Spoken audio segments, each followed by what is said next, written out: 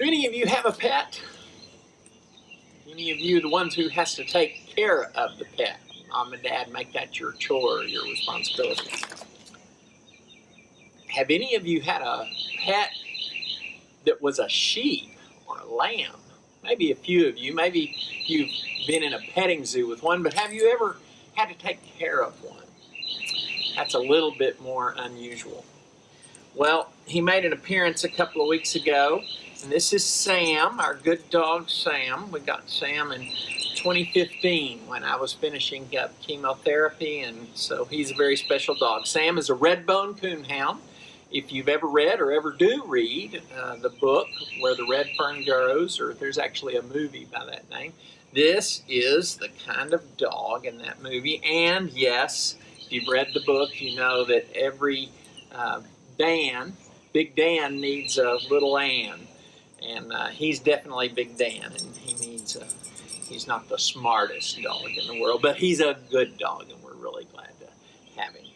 It's our responsibility to take care of him. It's our responsibility to be sure he's taken care of as best we can, that he's fed, he has water, and that he's safe wherever he needs to be. He's well taken care of. We have part of that process is having these collars. He has one that has his name on one side and then our contact information on the other in case he were to ever get away from us. And this one, of course, is intended to keep him in our yard. It's not to punish or to hurt him, it's to keep him safe, to keep him where he belongs and keep him where he's well taken care of. Yes, we love him and he's a joy to take care of, but make no mistakes, he needs us a lot more than we need him. You can go on? Okay, go on. Good boy. So you probably don't have a sheep for a pet, but maybe if you're, a good guy, you have a dog. I don't know who has cats, but apparently some people have cats. Psalm 100 says this. Psalm 100 verse 3. Know this. The Lord is God, and make sure that we're not God. The Lord is God. It is He who made us. We didn't make Him. And we are His. He takes us as His own.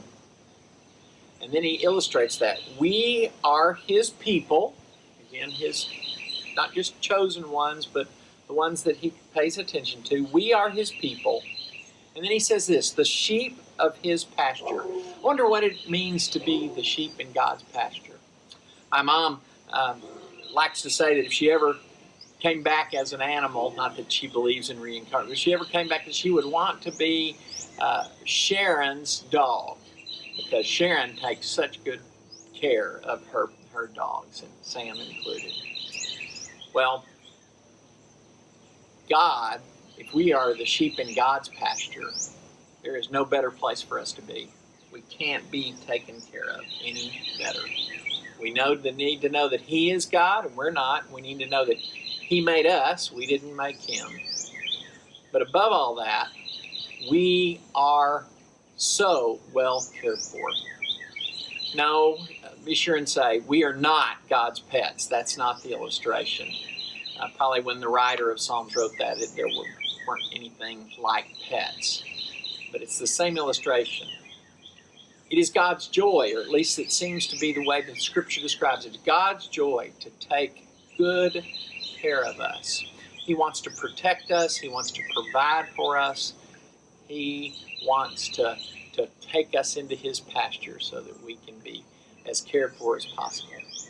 You know what's interesting is Sam isn't concerned at all about COVID-19. Kind of amazing. You say, I don't know that a dog's concerned about anything. Well, if you've ever seen a dog that has been in a difficult situation, a stray dog or something, you can see stress on a dog. So I think it's neat that Sam doesn't look that way at all, because he knows that we take care of him. God calls us to trust Him. God calls us to trust Him enough to know that He is going to take care of us wherever we are and whatever we're doing.